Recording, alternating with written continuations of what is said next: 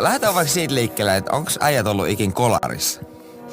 Mä en oo ollut kolarissa. Siis mä oon ollut itse asiassa 3 kolarissa. Pahin oli ehkä semmonen, oltiin semmosella mökillä vetämässä ihan hirveet pleksit ja meidän piti jäädä sinne yöksi. Niin se meni vähän öiseksi se meininki.